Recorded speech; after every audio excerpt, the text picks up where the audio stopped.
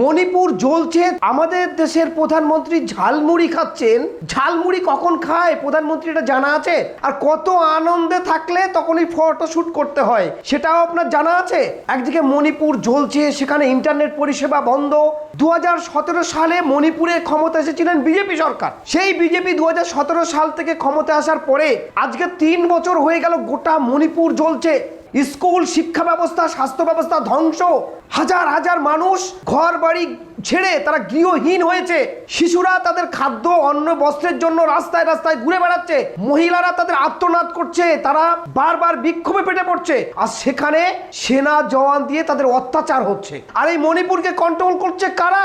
প্রধানমন্ত্রী, আপনি এটা ভুলে গেছেন। মণিপুর থেকে অলরেডি 240 জনকে ইসরায়েল নিয়ে চলে গেছে, এয়ারলাইন্সে নিয়ে যাচ্ছে। এবং 2026 সালে ইসরায়েল বলছে 1200 মানুষকে নিয়ে চলে যাবে। তাহলে ধর্মান্তরিত মণিপুরে হচ্ছে না?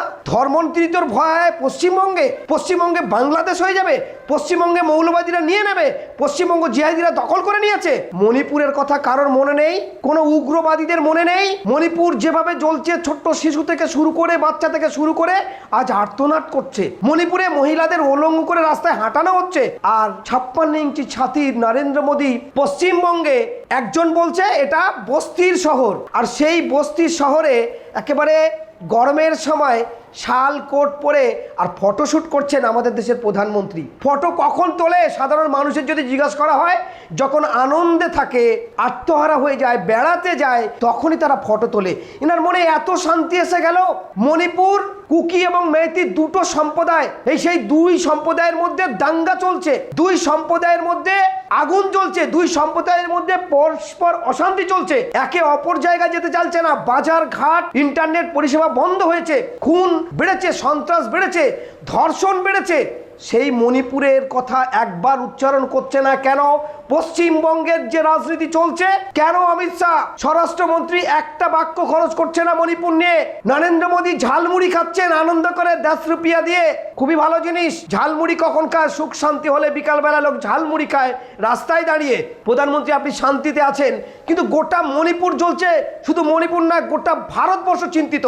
দলিত অত্যাচার হচ্ছে, নির্যাতিত হচ্ছে, সংখ্যালঘু মুসলমান অত্যাচারিত হচ্ছে, এসটি এসসি অত্যাচারিত হচ্ছে, যুব সমাজের কাছে কাজ নেই, চাকরি নেই, শিল্প বন্ধ হয়ে যাচ্ছে। আপনার সুরাট থেকে লাখো লাখো মানুষ তারা না খেতে পেয়ে গ্যাসের সমস্যায় মানুষ জর্জরিত, রাস্তা থেকে তারা আর্তনাদ করছে, তারা ফিরে আসছে যে যার দেশে। কি খাবে মানুষ? গোটা ভারতবর্ষ যখন অস্থিরতার পরিবেশে জর্জরিত, আর তখন আপনি পশ্চিমবঙ্গ সহ কয়েকটি রাজ্যে বিধানসভা নিয়ে পড়ে আছেন। কেন মণিপুরকে থামাতে পারছেন না? আপনারা মণিপুরে ক্ষমতায় আছেন, সেই মণিপুরে এইভাবেই জ্বলবে, আগুন জ্বলছে। স্কুল, কলেজ, বাজার ঘাট সব বন্ধ, মানুষ আত্মহারা হয়েছে। এ পর্যন্ত কয়েকশো মানুষ খুন হয়েছে, কয়েকশো মানুষের, মহিলাদের ইজ্জত চলে গেছে, ধর্ষণ হচ্ছে, শিশু হত্যা হচ্ছে, খেতে পাচ্ছে না, সেনা জওয়ান দিয়ে অত্যাচার হচ্ছে। সেই মণিপুরকে থামাতে পারছেন না। পশ্চিমবঙ্গের এসছেন এবারে। পশ্চিমবঙ্গে একটি শান্তিপ্রিয় জায়গা, সেই বাংলাকে টুকরো টুকরো এবং বাংলার মানুষকে অশান্তি করার জায়গা তৈরি হচ্ছে।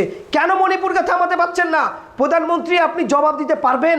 আপনি জবাব দিতে পারবেন না, কারণ আপনাদের বিরুদ্ধে কেউ কথা বললে ইডি, সিবিআই লেগে যাচ্ছে। এবং আজ যেটা দেখলাম যে আপের রাঘব চাড্ডা, সেই রাঘব চাড্ডাকে আপনার দলে নিয়েছেন, অর্থাৎ আরো অনেকেই গেছে বিজেপিতে। তাতে কিছু যায় আসে না। আপনি এখানে অভয়ের মায়ের ধর্ষিতা হয়েছে, তার বিচার দেবেন, ফাইল খুলবে। আপনার স্টিম ফাইল কোথায় গেল? আপনার মণিপুরের ফাইলটা আপনি পশ্চিমবঙ্গে খুলুন। সেখানে দুই জাতির মধ্যে অশান্তি হচ্ছে। আপনি ইসরায়েলে গিয়ে বলে আসলেন ফাদারল্যান্ড ইসরায়েল আর মাদারল্যান্ড ভারত। সেখান থেকে মানুষকে তুলে নিয়ে যাওয়া হচ্ছে, ইসরায়েল নিয়ে গিয়ে ধর্মান্তরিত করা হচ্ছে। তাহলে ভারতবর্ষের হিন্দু সনাতনী ধর্ম কোথায় যাচ্ছে? কাদের কাছে বিক্রি হচ্ছে? ইসরায়েল ফাদারল্যান্ড, সেখানে চলে যাচ্ছে। এর বিরুদ্ধে একটা কথা আপনি খরচ করবেন না? কেন ভারতবর্ষ থেকে ইসরায়েলে মানুষ চলে যাবে? তারা কেন এয়ারলাইন্স করে নিয়ে যাবে, বিমান করে তারা তেল আবিবে নিয়ে যাচ্ছে? কারণটা কি? কোন দিকে যাচ্ছে? ভারতের সনাতনীয় ধর্মের ক্ষতি হচ্ছে না? ইজ্জত চলে যাচ্ছে না? সম্মান যাচ্ছে না? ভারত একটি ধর্মনিরপেক্ষ গণতান্ত্রিক দেশ, এখানে সমস্ত ধর্মের বসবাস করে, একটা রেকর্ড আছে বিশ্বের কাছে। সেই ভারত টুকরো টুকরো হয়ে যাচ্ছে এবং মণিপুরকে থামাতে পারছেন না। 2017 সাল থেকে তো আপনারাই ক্ষমতায় আছেন, বিজেপি শাসন করছে। তাহলে কেন শুধু মণিপুর নয়, গোটা ভারতবর্ষ আপনারা কন্ট্রোল করছেন, আর মণিপুরকে আপনারা ঠান্ডা করতে পারছেন না? কারণ দুই জাতির মধ্যে দাঙ্গা শুরু হয়েছে। ঠিক পশ্চিমবঙ্গে আগামী দিনে যেভাবে টেন্ডেন্সি, আপনাদের যেভাবে কথা চলছে, এই টেন্ডেন্সি কিন্তু পশ্চিমবঙ্গে শুরু হতে চলেছে। আবার গোষ্ঠীদ্বন্দ্ব এবং জাতিবিদ্বেষ আবার ভয়ঙ্কর রূপে ধারণ করতে পারে এই পশ্চিমবঙ্গ।